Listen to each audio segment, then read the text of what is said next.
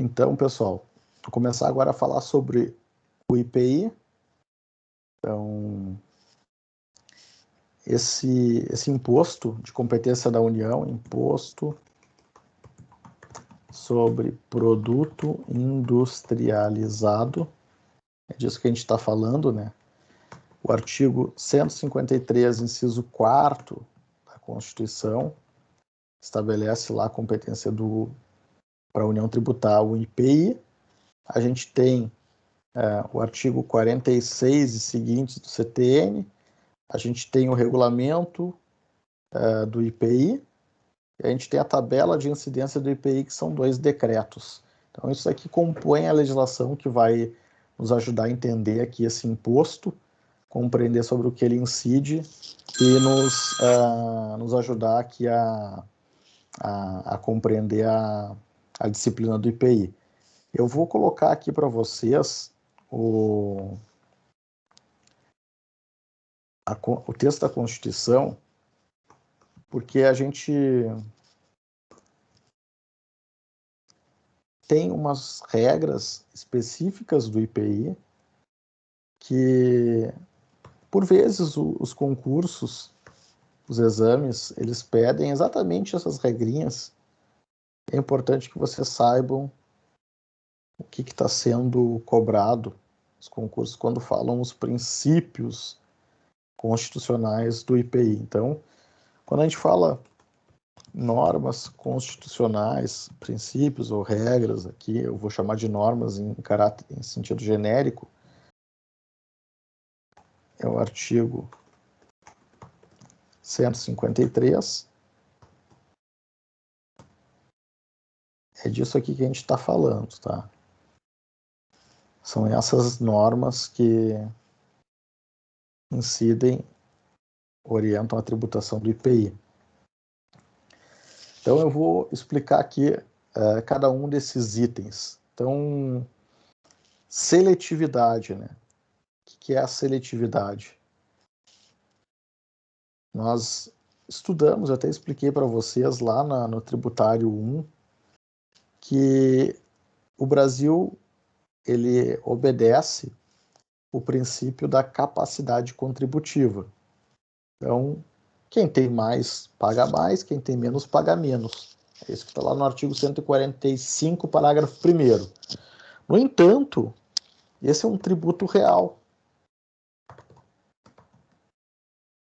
Ou seja, ele incide sobre uma coisa, um produto industrializado. De modo que é difícil eu conseguir graduar de acordo com a capacidade econômica do contribuinte. Só para dar um exemplo aqui, o cigarro ele tem a alíquota de 300%. E aí a gente pergunta, o cigarro ele é tributado a 300% para pegar o mais rico, e é só rico que consome cigarro? Não, né? A gente não tem como afirmar isso. Não dá para dizer se é rico ou é pobre que consome cigarro. O fato da alíquota ser elevada é porque no direito anglo-saxão, eles chamam de sin tax, que é o imposto do pecado, né? Então, bens supérfluos ou bens que deveriam até nem ser consumidos, eles têm, ou em países de língua portuguesa, o imposto seletivo. Ou seja, o que deve-se desestimular o consumo, se tributa mais. E aí a gente vai entender um pouco dessa tributação tão elevada no cigarro, por exemplo, 300%. É que o consumo de cigarro é para ser desestimulado. E aqueles bens vamos chamar assim, de primeira necessidade, mais essenciais, eles devem ser menos tributados. E aqui, gravem essa expressãozinha aqui, porque quando a gente for estudar o ICMS nas próximas aulas, vocês vão notar que a Constituição usa verbos distintos. Aqui no IPI ela está dizendo que o imposto será seletivo. Então, é quase que uma determinação. Lá no ICMS, quando a gente for estudar, a gente vai ver que a Constituição fala que ele poderá ser seletivo. E aí surge uma discussão acerca da cogência dessa norma. É obrigatório ser seletivo? É talvez uma faculdade, no caso do ICMS, dizem alguns. Mas, enfim, deixamos para adiante, lá quando a gente estudar o ICMS, essa questão. Por ora, interessa saber que a Constituição determina, impõe, que este imposto deverá ser seletivo. E a seletividade será graduada de acordo com a essencialidade, ou seja, produtos mais essenciais devem ter tributação menor, produtos menos essenciais vão ter tributação maior. No entanto, essa seletividade aqui no IPI e também no ICMS, ela é fake, né? Porque se há uma norma que é descumprida, é isso aqui. Será? E aí vamos ver se eu consigo pegar aqui para vocês a TIP, tabela de incidência do IPI. Vamos ver se eu consigo pegar aqui a TIP. Ela é gigantesca, tá? Se vocês... eu sempre digo nas aulas, né? Agora não há necessidade de falar isso, porque a gente não tem mais a prova presencial, né? Mas quando tinha, eu sempre alertava os alunos para não imprimirem a TIP e levar para a prova, porque eu permitia o uso da legislação em sala de aula. E aí alguns achavam que imprimindo a TIP eles ficariam seguros, estariam bem amparados em termos de legislação. E aí teve um aluno que fez isso, imprimiu, é um calhamaço, dá um tijolão, assim, de de tantos itens que estão na tabela de incidência. Então, eu vou pegar aqui a TIP só para mostrar para vocês, assim, como é aleatório a fixação de alíquotas, de modo a vocês verem que não tem muita coerência, não tem muita lógica a questão da seletividade. Eu chamo atenção aqui ainda sobre esse tema, essencialidade e seletividade, porque se encaixa na discussão que a gente está falando aqui. A Constituição fala que terá reduzido o impacto na aquisição de bens de capital. Então tem que ser desonerado os bens de capital. E o que são os bens de capital? São os bens que produzem o capital, ou seja, máquinas, bens que geram dinheiro. Então, o maquinário, equipamentos que servem para que se produza e se gere o capital, segundo a Constituição, devem ser desonerados. Então, aliado o inciso 1 com o inciso 4, a gente pode afirmar que a Constituição ela diz que existe uma lógica aqui no tratamento dos produtos, né? Produtos essenciais, e aí a gente poderia discutir, né? Mas o que é essencial? O que é essencial para mim talvez não seja para vocês. Ora, a gente pode ter muitas discussões. Mas vamos lá. O artigo 6º da Constituição fala aquilo que é direito social. Se nós pegarmos o artigo 7º, inciso 4º da Constituição, que fala do salário mínimo, a Constituição diz o que o salário mínimo deveria assegurar. Então, se a gente conjugar essas duas normas, a gente tem sim uma escolha do Constituinte sobre aquilo que é fundamental, essencial. Daí, poder afirmar que não é algo subjetivo, aleatório, como de fato acabou sendo aqui, se a gente pegar a tabela de incidência do IPI.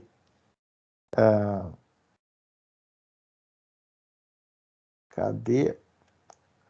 Então, vejam aqui a tabela. Vocês estão vendo aí? Estou conseguindo mostrar para vocês? Sim, estamos enxergando. Ah, valeu, obrigado. Então aqui, ó, cavalos, animais vivos, animais suíno, caprino. Qual é a alíquota? Aqui está NCM, ó. Esse é o código que eu falei que era importante definir para efeito de escolha do imposto de importação, e aqui no IPI a mesma coisa. Então aqui está a NCM, que vale para todos, né? E aqui a tabela do IPI diz que é NT. Gravem isso, depois eu vou voltar a este tema. E aí vejam agora o que a NCM descreve como alíquota zero.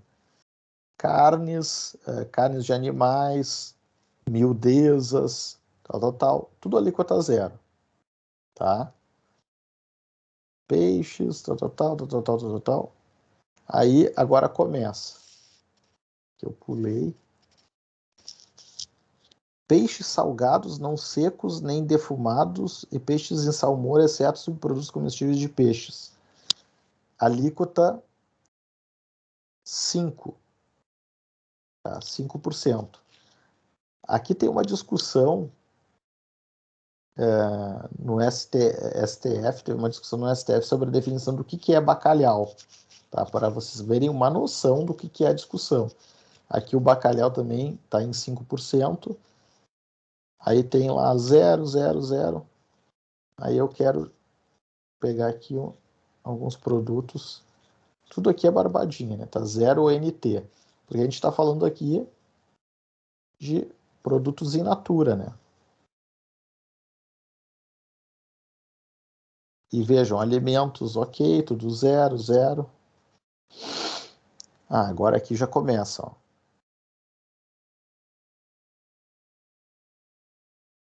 Bebidas, líquidos, alcoólicos e vinagres.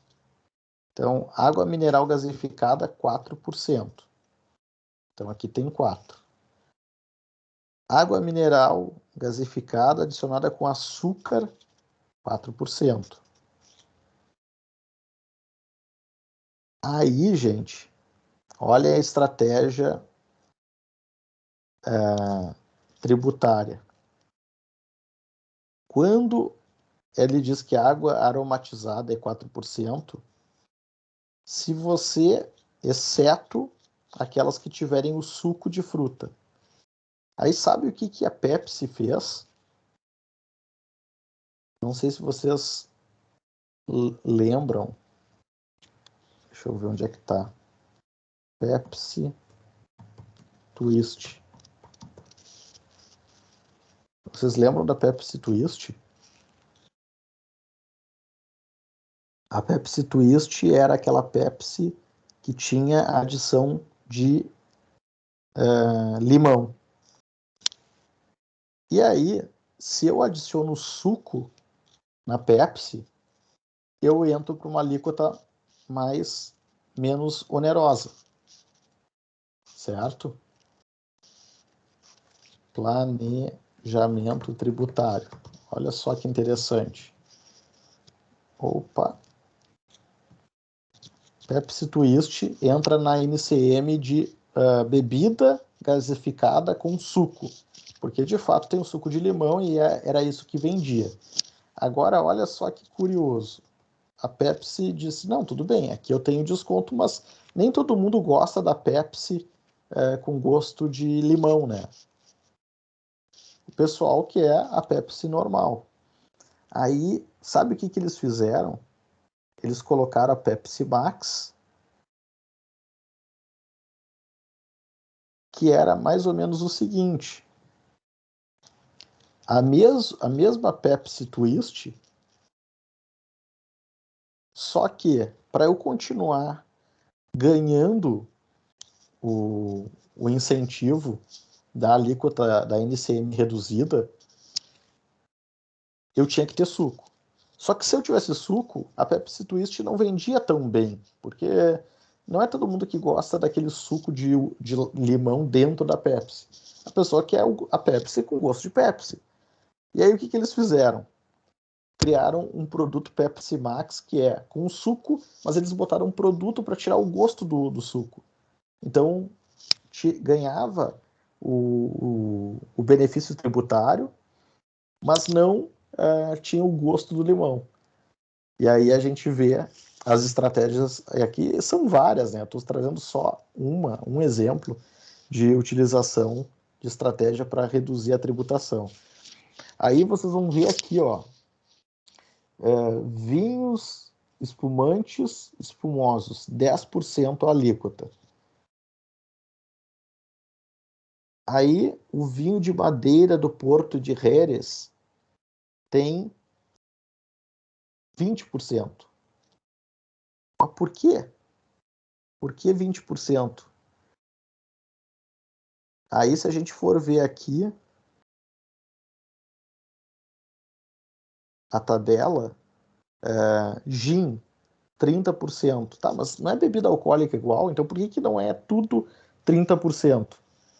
Vejam, aqui vocês vão entender que opera alguns lobbies no Congresso buscando garantir, assegurar a tributação favorecida para alguns setores. Se você está dentro do grupo que é bem articulado, que tem um bom lobby no Congresso, especialmente na Presidência da República, afinal de contas, a tabela de incidência, ela é, vejam só, um decreto. Decreto 8950 de 2016. Então, se você está nesse grupo privilegiado, vamos botar aqui já, decreto 8950 de 2016. Então, você consegue um tratamento favorecido. Se você não está, se ralou.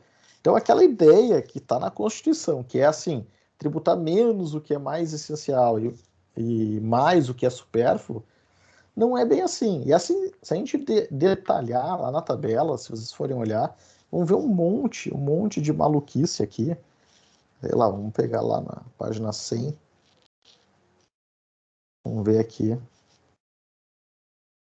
alguns itens que vão aparecer.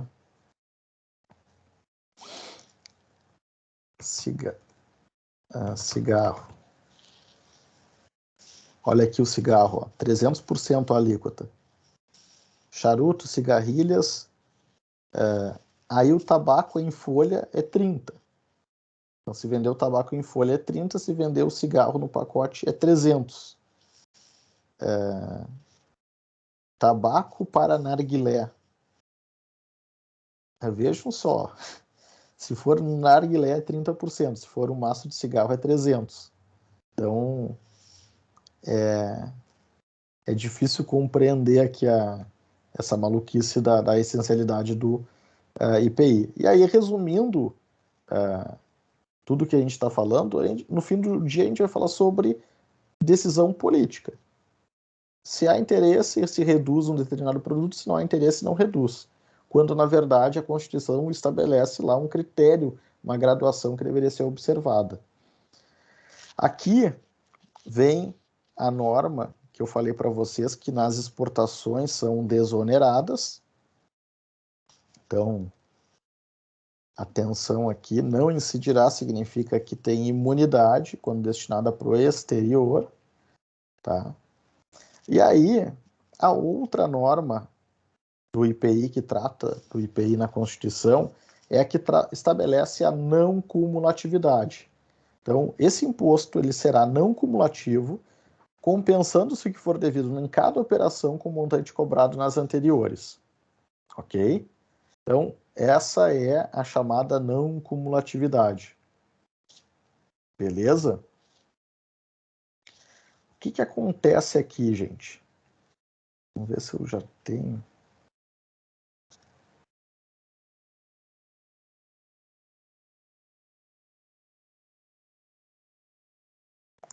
Esqueminha aqui.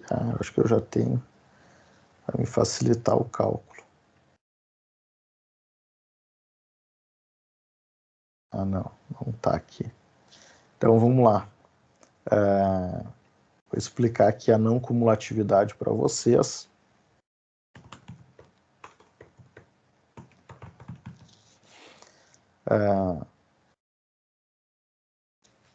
O IPI ele é parecido com o ICMS, que é semelhante ao PIS e COFINS regime não cumulativo.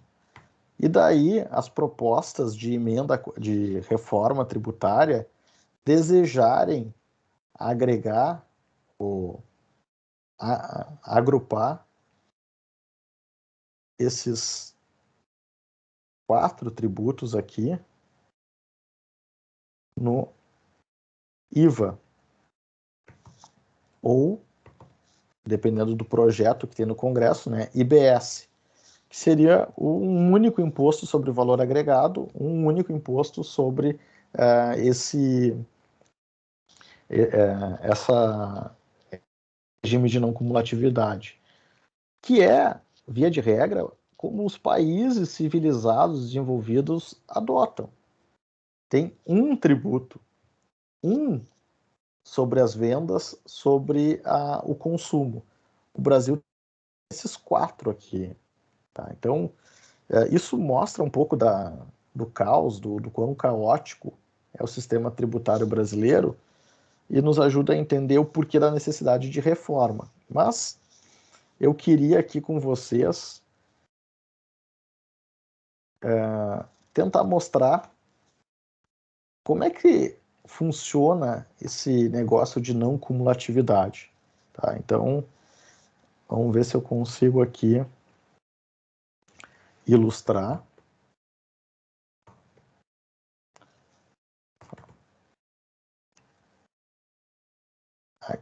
Quando eu colocar aqui, isso aqui é uma fábrica, né, uma indústria. Outra indústria. Outra indústria. E aí eu vou colocar aqui um comércio qualquer. Comércio. Aqui tem uma lojinha. E aqui eu vou colocar um cidadão.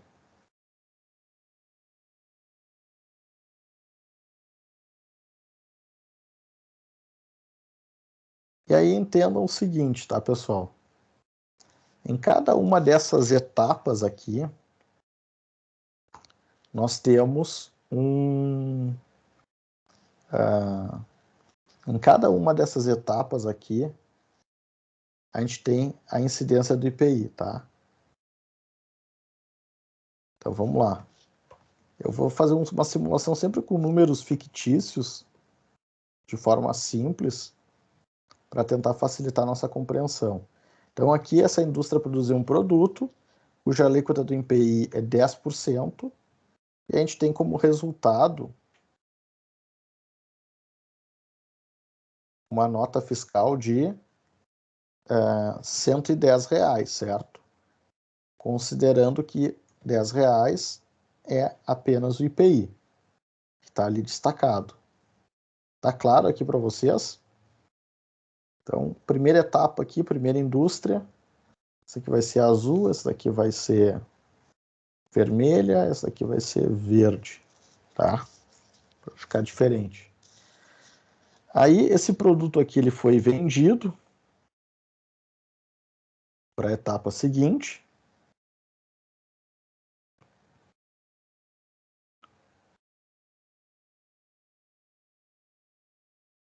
E aí, nesta outra indústria, ele foi aperfeiçoado, foi incluído alguns elementos, né? Ele foi tributado a 10%, e aí ele vai ser vendido por 220, certo?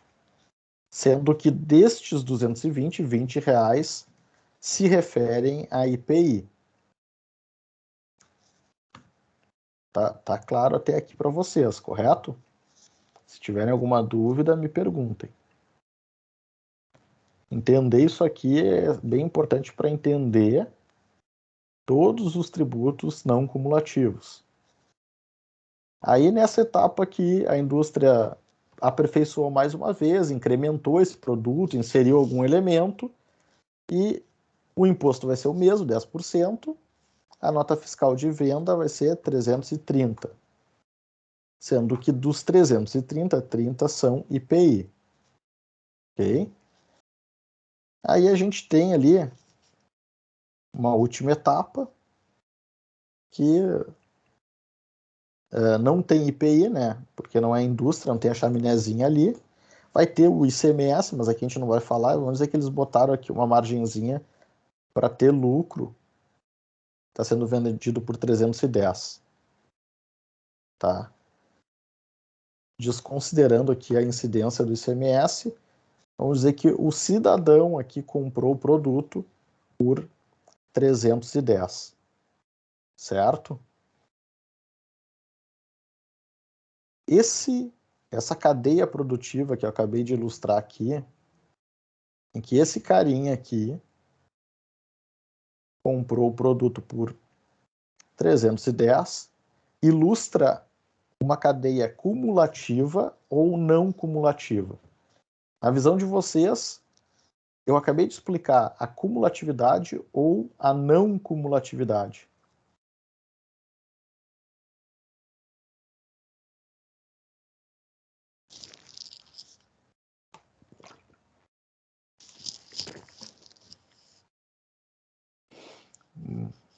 É isso aí, Tássia.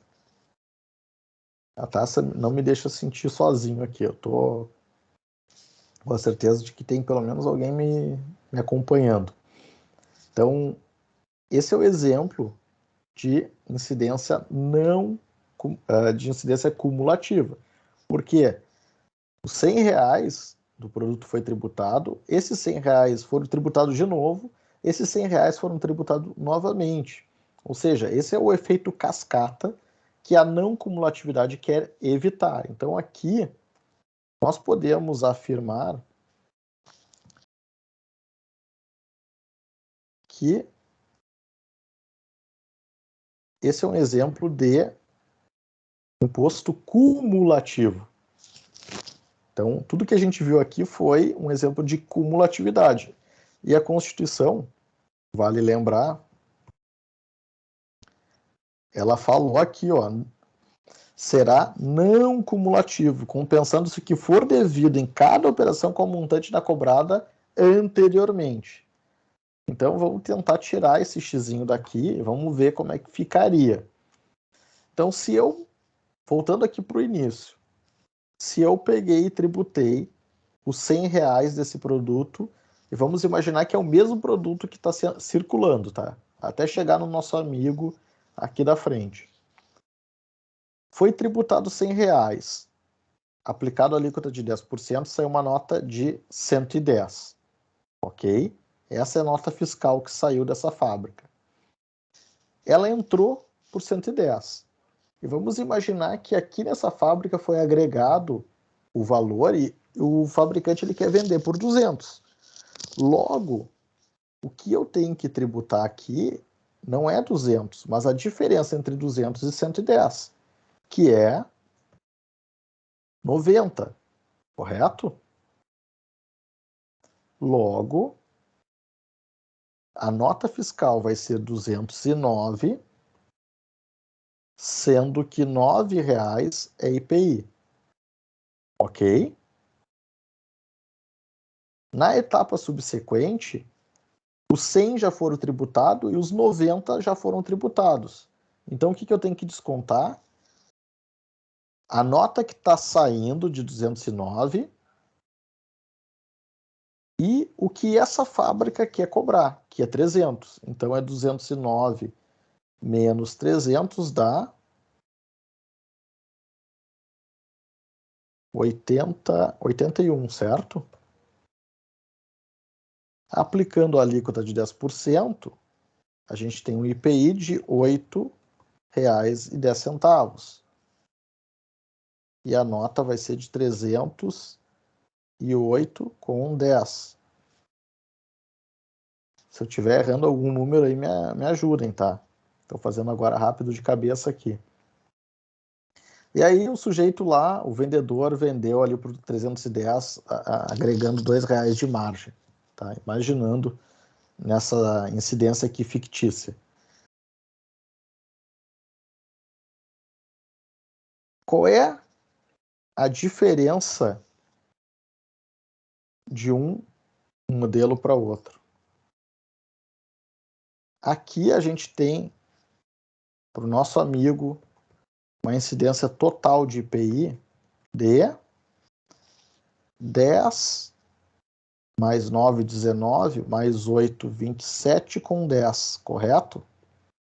R$ 27,10. Isso é o todo de IPI que incidiu na cadeia. No nosso exemplo anterior, qual foi a incidência de IPI na cadeia? IPI igual a 10, 20, 60 reais.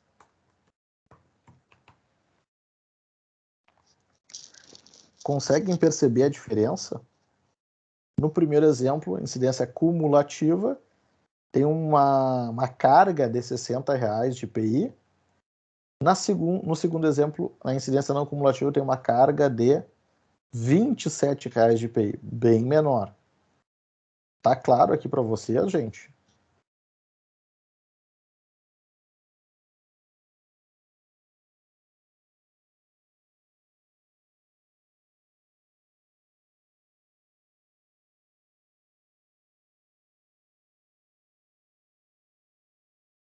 Tá, então, beleza. Se tá claro para vocês, tá ótimo. Agora, a sacanagem que eu faço é que isso daqui vocês não levem em consideração. Então, esse cálculo que eu acabei de ensinar não é o aplicado no Brasil. Não é assim que se faz a não cumulatividade no Brasil. Não é desse jeito que calcula. Poderia até ser, mas não é desse jeito que se calcula. O legislador brasileiro não quis fazer com que o contribuinte pegasse cada parafuso, cada prego que entra na indústria, e tu pega quanto tu pagou na nota, diminui quanto tu vai botar na venda posterior, e aí tu vai calcular o IPI. Não é assim. Tá? Então, não é desse jeito que a gente calcula o IPI. Eu vou pegar aqui e a gente vai adotar como nosso cliente, tá? Apenas a indústria vermelha, tá? Eu vou deixar aqui maior. Eu não vou fazer o cálculo de todos, tá? Até vou deletar aqui, senão vai ficar complicado demais para a gente calcular.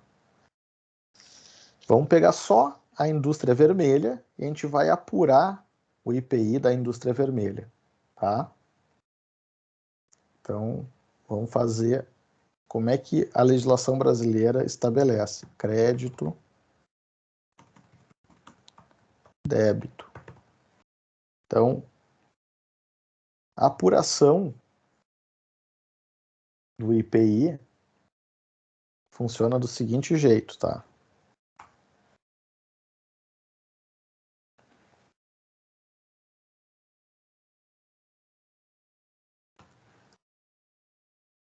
A legislação estabelece que eu vou gerar crédito nas aquisições e eu gero débito nas vendas. Então, acompanhando aqui o raciocínio, eu comprei um produto aqui da fábrica Azul. Esse produto saiu a nota fiscal 110, sendo que R$10 é IPI. Isso gerou um crédito na minha contabilidade. A fábrica vermelha aperfeiçoou, industrializou esse produto e está vendendo por 200. 10% é IPI, logo 20% é o débito do IPI. Ok? E aí a gente tem aqui um débito. E vamos imaginar que essa operação aqui ela se repita mais 2 vezes. Tá? E aí a gente vai fechar aqui e passar a régua. Então, cheguei no final do mês. Vamos lá. Quanto é que eu tenho total de créditos desta empresa? R$30.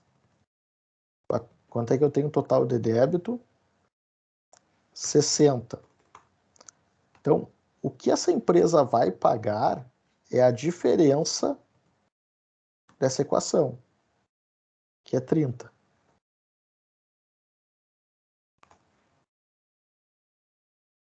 Tá claro isso aqui, gente? Então, quando a indústria vermelha compra produtos, ela gera crédito. A indústria vermelha vende produtos, ela gera débito. Isso aqui é uma contabilidade, uma conta que todos os contribuintes devem fazer, aqueles que são indústria. E vejam, no Brasil, eu tenho que ter uma conta dessas para IPI, para ICMS, para PIS e para COFINS. Tá? Então vejam a complexidade. Então eu fiz a conta de crédito de IPI. Tá aqui. Eu tenho uma conta de débito de IPI, de modo que eu vou somar quanto que eu tenho de crédito e vou diminuir do débito. Logo, eu tenho um saldo a pagar de R$30. São esses R$30 que a indústria vermelha vai pagar no fim do mês. Certo? Por que esse é o regime de não cumulatividade, então, que a legislação brasileira estabelece, tá? E é esse regime de não cumulatividade que me permite dizer por que na nota fiscal vocês já devem ter visto lá nota fiscal. Aí tem, cadê? Onde é que tá? Carga tributária na nota fiscal, lei 12.741. Segundo a lei 12.741, vocês já devem ter visto isso na nota. É necessário informar quanto de imposto tem no produto que a gente está comprando. Certo? Então, isso é o que tem que estar aqui, para esse carinha aqui. Esse cidadão que comprou o produto. Só que, como é que essa loja aqui, a loja azul, ela vai saber quanto que a fábrica azul incluiu de IPI no seu produto, quanto que a fábrica vermelha e quanto que a fábrica verde botou, para que depois ela calcule e informe a carga tributária na hora da venda.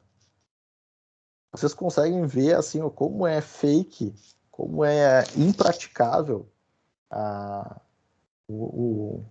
intenção do legislador. Isso vale do mesmo modo para ICMS, vale para PIS e para COFINS. Não tem como saber.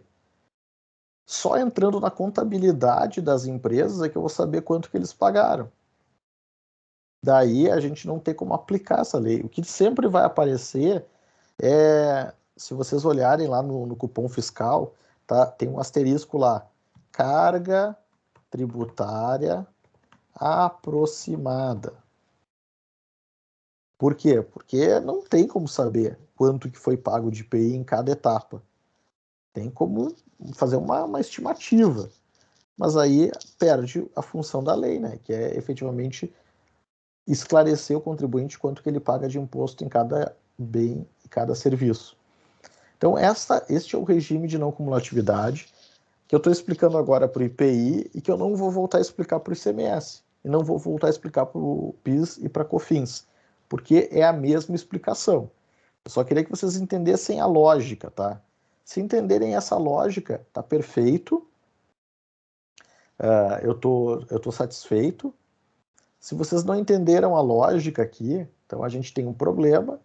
Vocês vão ter dificuldade de entender o que é crédito, o que é débito de qualquer imposto. É aqui que entra a questão relativa à compensação de tributos, tá? Bom, indo adiante, eu tenho aqui a definição do aspecto material do IPI. Então, lá no artigo 153, inciso 4º da Constituição, está dito que a União pode tributar produto industrializado. E aí, A gente já estudou aqui, né, quando a gente examinou lá o imposto de importação, que eu falei para vocês assim, olha pessoal, entende-se por produto um bem imóvel, físico, corpóreo. Daí eu não falar, por exemplo, é equivocado a gente falar a indústria, do ponto de vista tributário, né? Só tributário, a indústria da construção civil. Porque, a rigor, do ponto de vista fiscal, a construção civil não paga IPI.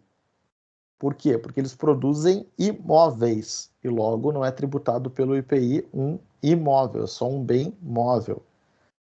E industrializado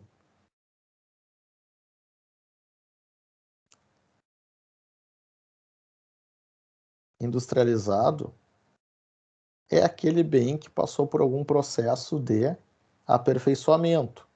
E onde é que está escrito isso? Está escrito no artigo 46 do CTN, parágrafo único. Eu vou reproduzir aqui para vocês.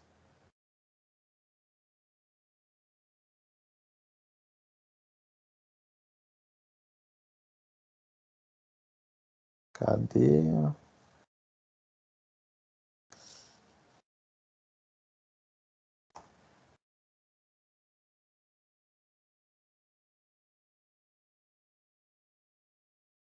O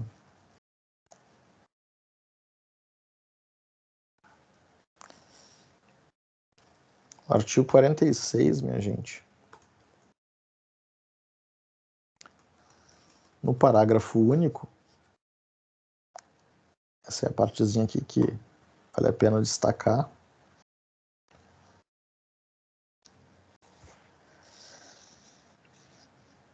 Para efeitos deste imposto, considera-se industrializado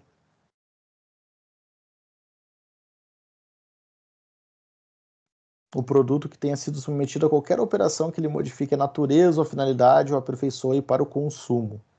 Então entendam aqui, se a gente identifica num determinado caso um processo fabril, profissional, em escala, tendo como objeto daquela operação uma industrialização, então não há como negar a incidência do IPI. E aí, por que que lá na tabela de incidência do IPI a gente viu várias vezes a expressão NT? Eu mostrei ali para vocês, não tributado. Ora, estava lá na coluna, na tabela de incidência do IPI, NT, que significa não tributado, porque aqueles bens, aqueles produtos, não sofreram industrialização. Ou seja, a gente estava vendo lá animais, né? O animal que foi vendido vivo, ou vendido apenas abatido, plantas, alimentos que foram simplesmente colhidos, sem nenhum processo industrial. Esses produtos, vocês vão identificar lá na tabela, tudo NT. Por que é NT? Porque ele não sofreu industrialização. Então, não adianta, não é o presidente da República que vai mudar as alíquotas lá e passar para tributar. Agora, quando nós estivermos com alíquota zero, aí é diferente. Momentaneamente é zero, mas o presidente pode a qualquer momento elevar para 1, para 2, para 10, para 20, de acordo com as conveniências. Por quê? E aí aqui eu destaco mais uma característica do IPI, né? O IPI, ele é exceção da legalidade tributária. O presidente da República pode editar decreto alterando as alíquotas. Afinal de contas, a tabela de incidência do IPI, a TIP, é um decreto. Então, todas as alíquotas do IPI estão previstas num decreto. Logo, um outro decreto pode alterar a tabela de incidência do IPI, que é a chamada TIP. E o IPI também é exceção à anterioridade de exercício. Significa dizer, ele pode ser majorado no mesmo exercício, no mesmo ano. Artigo 150, parágrafo 1º da Constituição,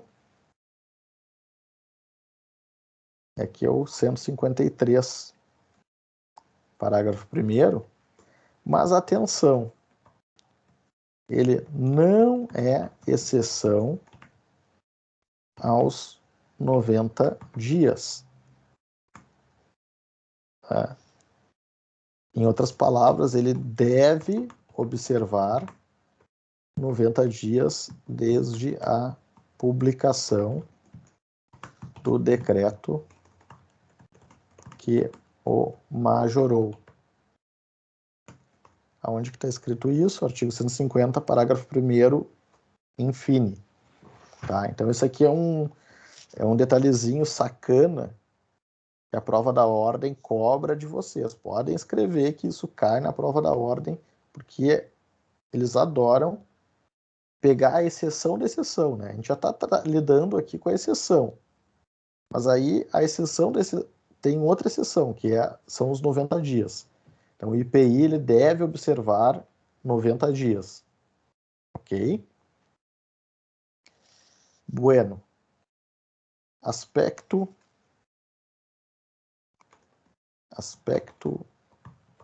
temporal. A gente vai encontrar exatamente aqui no artigo 46.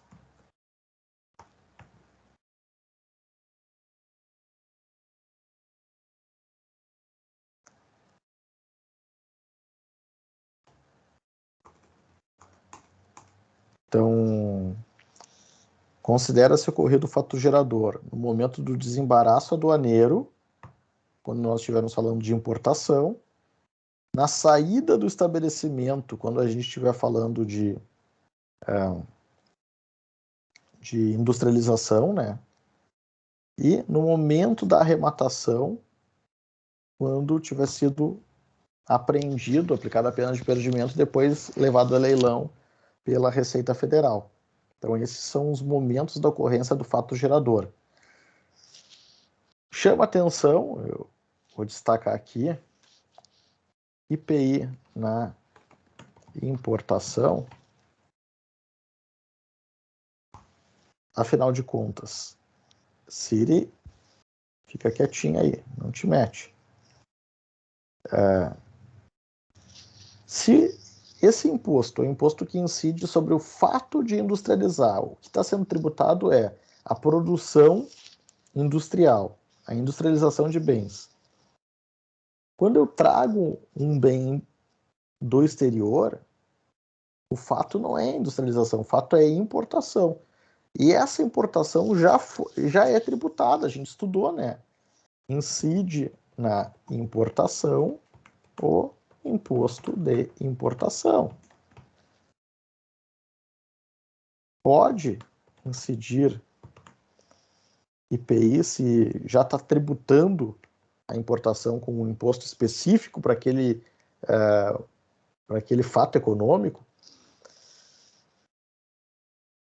A lógica aqui e a razão para se permitir, então o STF ele sempre entendeu que pode tributar se for para comercializar.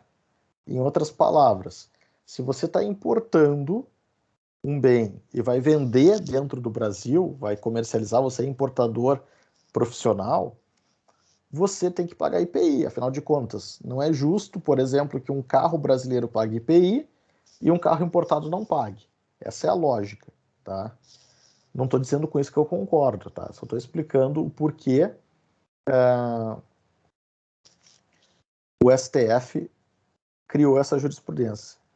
Porém, se for importador não habitual, pessoa física não deve incidir o IPI. Essa era uma posição pacífica do STF, era tão pacífica, tão tranquila, que inclusive caiu numa prova da ordem e era cobrado do candidato saber exatamente isso. No entanto, o STF mudou de opinião. Então, vou colocar aqui o X sobre essa posição aqui, que ela foi superada, tá? Isso aqui não vigora mais. O STF mudou de opinião. O STF disse, olha, pode tributar tudo, sempre. Não interessa. E chegou a minúcia, quando vigorava aquele entendimento da Receita, ela autuar o contribuinte pessoa física quando ela identificava que ali tinha um picareta, um vendedor de carro, por exemplo, que importava automóvel com frequência na pessoa física para burlar a legislação e a orientação do STF. Aí o STF disse, olha, como tem gente falsificando, adulterando, aí vamos tributar sempre. Sempre que entrar no Brasil tem que pagar IPI.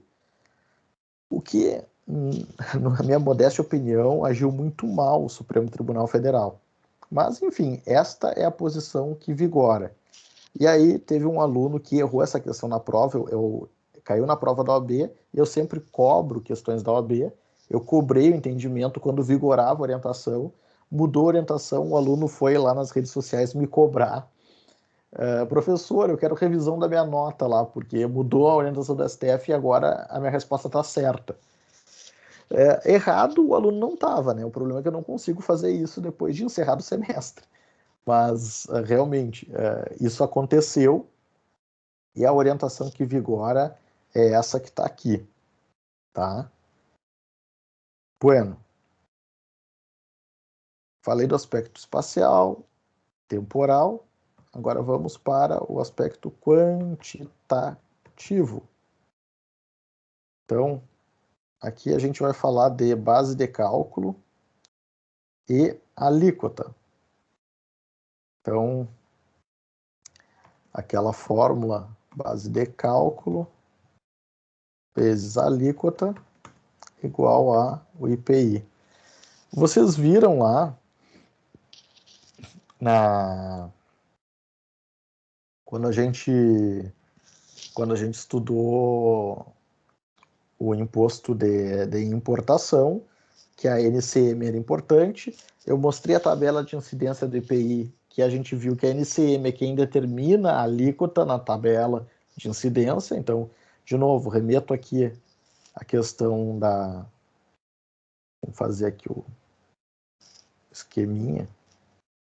Então, a base de cálculo aqui.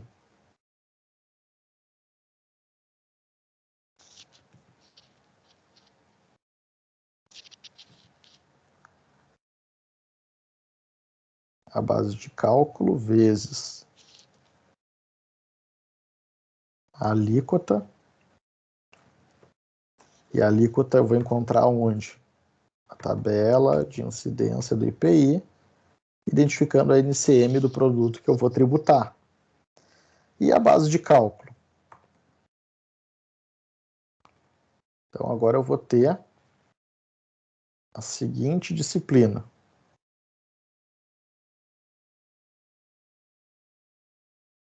Artigo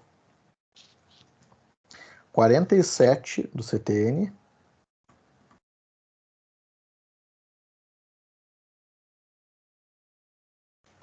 Base de cálculo do IPI.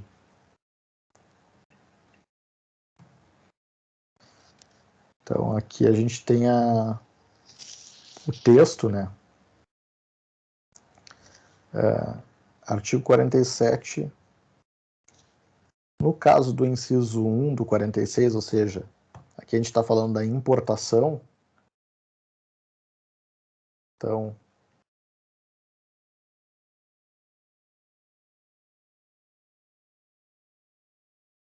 Vamos lá. Importação. A base de cálculo é o valor aduaneiro mais o imposto de importação. Legal, né? No caso do inciso 2, o valor da operação que decorrer da saída. Então, o valor da nota fiscal, em outras palavras.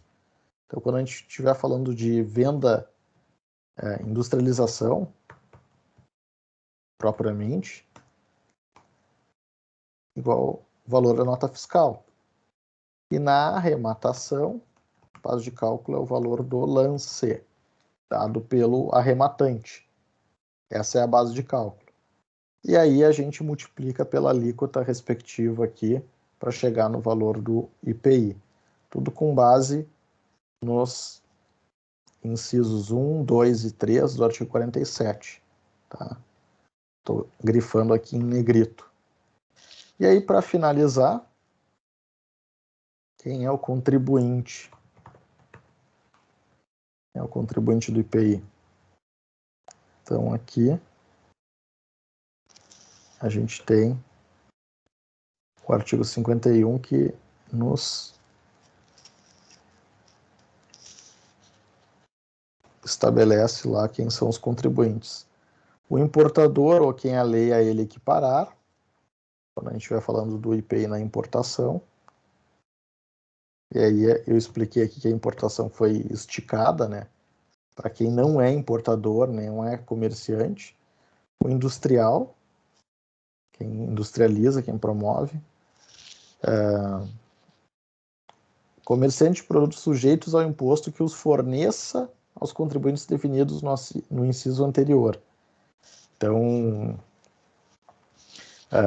aqueles que fornecem insumos para a indústria também podem ser considerados sujeitos ao IPI, e o arrematante na hora da arrematação do bem apreendido, certo? Então, esses são os contribuintes do IPI. Alguma dúvida até aqui, meus amigos?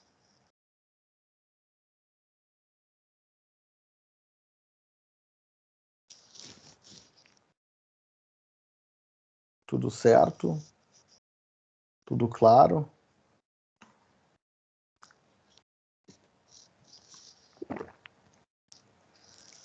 Beleza. Então, a gente encerra a aula por aqui. Se vocês não têm nenhuma dúvida, amanhã a gente retoma no mesmo horário, 8h30, continuando aqui o programa da nossa disciplina. Certo, gente? Uma boa noite, um bom descanso para vocês e até amanhã de manhã.